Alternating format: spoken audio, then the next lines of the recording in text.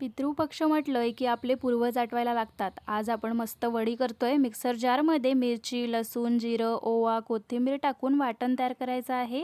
1 cup बेसन, त्यामध्ये थोडं थोडं पाणी टाकत मस्त असं बॅटर तयार करायचं आहे. गुठळा नसलेलं 1.5 कप यामध्ये आपण पाणी टाकलं आहे.